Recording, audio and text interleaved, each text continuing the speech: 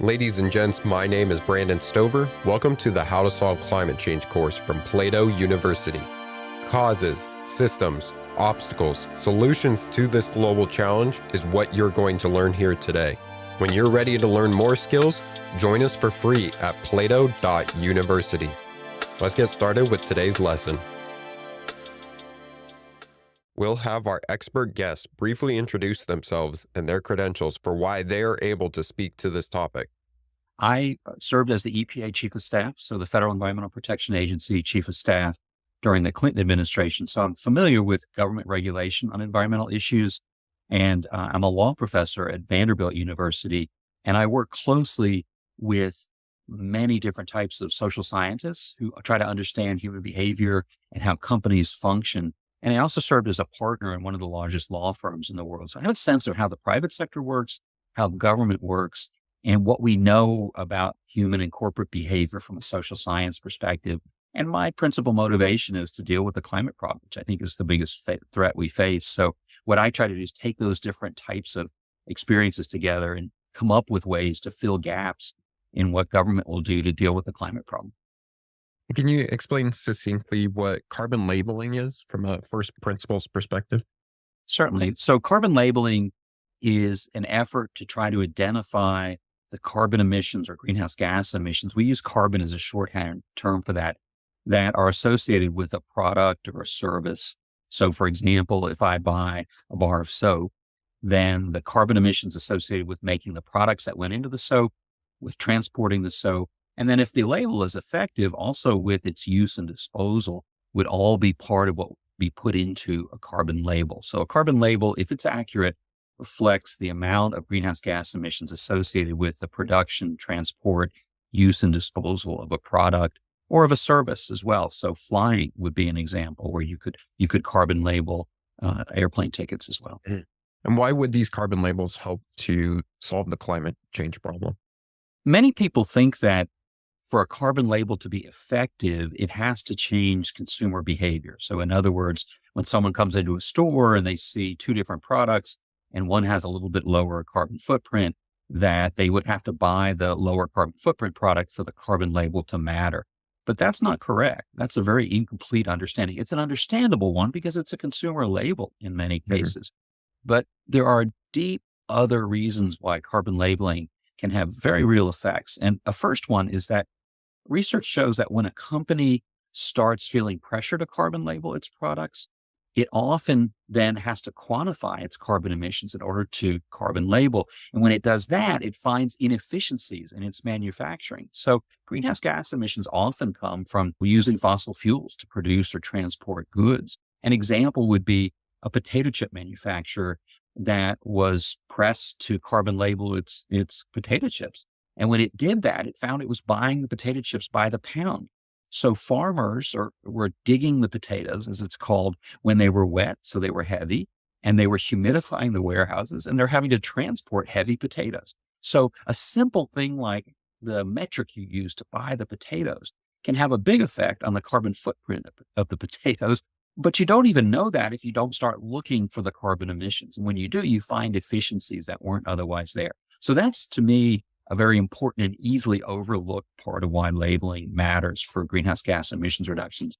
A second reason is that many companies, I believe, are buying reputational insurance. So an example would be a major restaurant that many of your students would know quite a bit about actually uses the Marine Stewardship Council labeling for all of its seafood products. But it doesn't put that on the menu. And so you might say, well, if consumers are driving this, why aren't those little labels on the menu? Because that would drive consumer behavior. I think the reason, and there's some research on this, but not very much, but I think the reason is that what that restaurant is really trying to do is to do the right thing now, not advocate that it's doing the right thing because it's worried about sticking its neck out. But then if they get criticized for selling unsustainable seafood, they can then at that point disclose that all the seafood that they sell has this Marine Stewardship Council label associated with it. So essentially they're buying insurance or a defense against reputation campaigns, naming and shaming campaigns. And I think that's an important piece of the puzzle too. Another one that you wouldn't think of so much is that employee morale and recruitment and retention matter a lot for companies. And so carbon labeling products and driving down the carbon emissions associated with products then can help companies recruit and retain employees. And I think that's another important reason. And now, after all those other reasons, we get to the one everyone thinks is the dominant reason, which is consumer choices. And the research shows that people in the US have some preference for green goods or lower carbon goods, but not a great deal of preference. In Europe, it's much stronger. So in Europe, you're much more likely to get a consumer to buy a low carbon good versus another good for the same price than you would in the United States. But it does matter. And often, for example, in the food industry, profit margins are very thin, 1 or 2% in some cases. So a very small change in consumer behavior can really matter to the profitability of a company. So consumer behavior does matter. And when you put together all those different reasons, that says something very important about how we should design the labels that we use. Because if it's just about consumer behavior, we want them to be super simple. And sometimes we call this an ordinal label. It looks like a stoplight.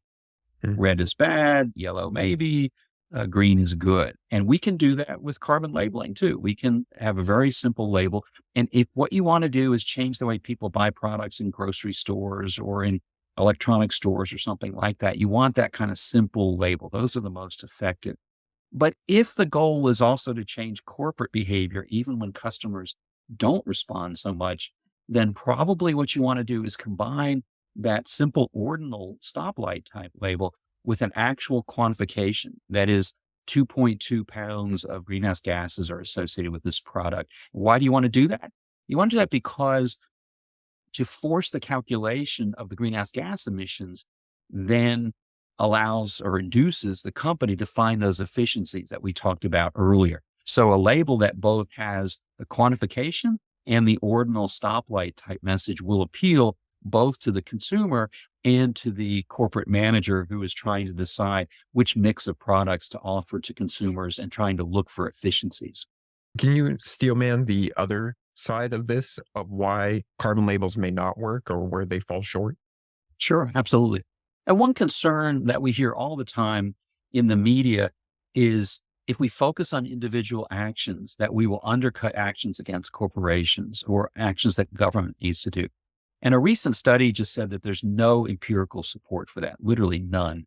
But it is very widespread. When I give talks on this topic, it's the first question students and even professors ask in many cases, because some of the leading people who are climate advocates are saying this over and over again in public books and in social media. But literally, there is no empirical support, meaning no data-driven scientific support for the idea that it's going to undercut actions by companies and by governments as well. But nevertheless, there is a concern out there that by focusing on individual carbon footprints or product carbon footprints, what we will do is induce people to think that their own behavior is all that needs to change and that they don't need to put pressure on companies and governments to change their behavior. And I think that's certainly not true. Companies need to do the same thing that or individuals need to do the same thing with companies and with government. And one of the best ways to induce individual behavior change is to do it in ways that increase support for getting others to act the way you do. You know, one of the things we think about often in this area is that we think we're making our own choices all the time, but often what we're really doing, if you really look at the good social science research, is we're just doing what everyone else is doing. And so interestingly enough, for example, if you turn out the lights when you leave a bathroom, it's more likely that the next person who comes out of the bathroom will turn off the lights when they leave as well. We are just creatures of habit, and we are creatures who want to do what everyone else around us is doing. So a risk is that we could induce individual behavior change through things like carbon labeling, and that would undercut support for corporation-based or government-based work. And there is some risk that I think we can deal with that through some of these other measures. What's one way that we could undercut support for government? Well, an example would be if we provoke what's called moral licensing. So one way we might get people to change behavior is to use a label that shames people, that somehow tells them they're bad if they're not doing something about reducing their carbon footprint. And that has been shown to have a negative spillover effect, it's called. In other words, when someone feels morally shamed by something, then when they actually respond by doing the right thing, they now feel morally licensed to do a bad thing. So their next behavior is often not what we want. So you do a small little pro thing, and then your next behavior is to go out and do something that uses a lot more carbon emissions, buy a big SUV or whatever it might be. So we have to be careful in the way we design labels and the way we design the public information campaigns associated with them to make sure that we don't induce behavior change just by shaming, because that does lead to moral licensing, which then leads to what we call negative spillover effects. So those are concerns. Another concern, I suppose, would be that we would devote resources to carbon labeling that could otherwise be devoted to advocating for government policy change or corporate policy change. Again, I'm not so worried about that. I don't think that's a zero-sum game. There's an enormous amount of money being spent on government advocacy that's not making the effect we might want. And it's also the case that when companies feel pressure to reduce their emissions because they have to carbon label their products, they then have an incentive to get other companies to have to be reducing their carbon emissions too, which then makes them more likely to lobby for government restrictions so that others have to bear those costs. It's called raising rivals' costs in economics. So that's another reason why we should be worried. Maybe it will devote resources away from government regulation. But I think the best thinking on that is that if it's well done, it won't do so.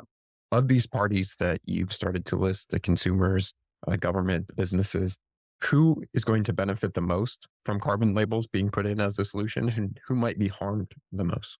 That's interesting. I'd have to think hard to think about who would be harmed. I guess the parties who would be harmed would be the shareholders and lenders and managers and employees of companies that have more carbon intensive products than other companies in their same sector.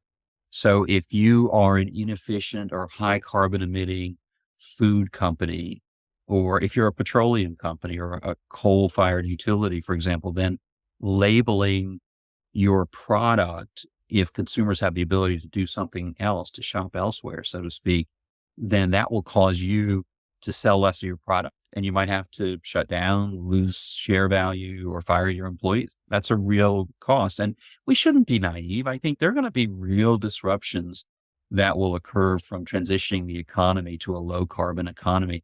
I believe it's worth it because I believe that climate change is going to disrupt both the natural environment and the political environment for 500 generations. And I think that's the best science right now. So I think it's worth some disruption, but we shouldn't be naive. There will be companies that will not perform as well when their products are carbon labeled. So I think those are probably the biggest parties who will be harmed in that kind of setting. It's hard for me to think of another sector of society that would be particularly harmed by carbon labeling. Can you describe the process of how this carbon is measured and then what would be put onto a label and how that works from the beginning of the measuring the process to the consumer actually seeing it or the business seeing a readout of those things? That's a great question. And I'm not an engineer, so I'm not an expert on the very precise aspects of it, although I do work with engineers and economists and accountants who work on the articulation of what those emissions might be. Often we think of that as life cycle analysis when it's done well, and it's done often by environmental engineers, by environmental policy experts, sometimes by economists. And the idea is to try to start from the beginning of the extraction of the resource from the environment, if it's a physical good, all the way through the processing of that material, its transport, its use, and its disposal, and to assess the greenhouse gas emissions that arise from every one of those steps in the process. Now, that's pretty easy when it comes to, let's say, using electricity to make aluminum, which uses a lot of electricity. You convert bauxite into aluminum, and we can pretty precisely calculate the amount of fossil fuels that were used to produce the electricity that is used to convert the bauxite into aluminum. If it's coal, it's going to be a lot higher than if it's natural gas, which will be a lot higher than if it's wind or solar or hydro or something of that nature. So there are very simple ways to convert the amount of carbon associated with the amount of electricity used into the carbon associated with that product. And then you can do the same thing with the transport of the product. If it's transported by ship or truck or airplane, you can calculate, given lots of different data that are out there, what the carbon emissions are associated with all that. I think the hardest effort in many cases arises when, let's say you're Unilever, a really big retail products company, and you have multiple different suppliers for the same product in multiple places around the world. So you may be buying palm oil or widgets of some sort, and you may have 50 different suppliers around the world. And what consumers want is one consistent label, right? And you want that to be able to communicate, but it may be very hard to figure out, well, do we use the average across all these products? Do we use a different number every time we have a slight difference in what the transport distance was, or the transport mode, or the location of the manufacturer of the product?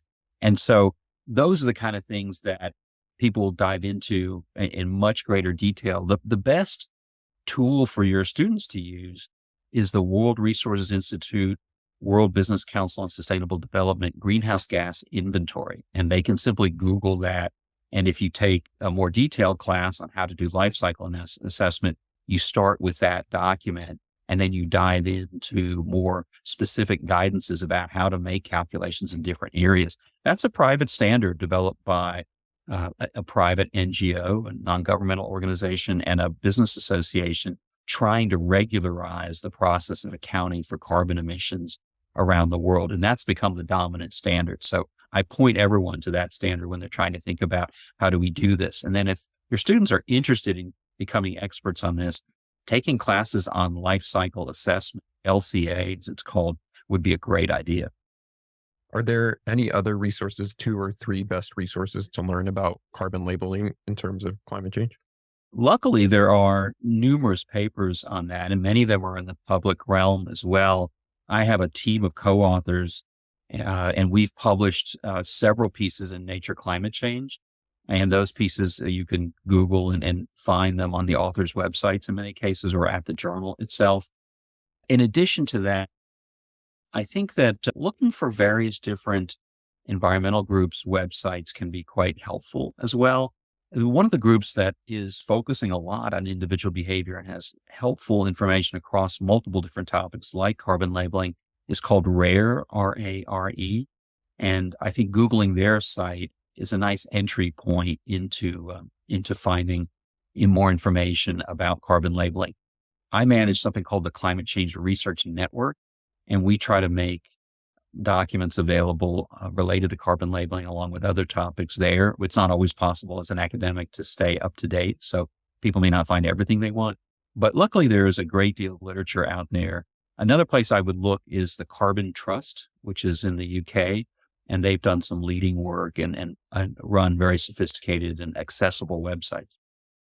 You mentioned life cycle analysis earlier. Are there any other top skills that you think students who are passionate about this particular problem should focus on?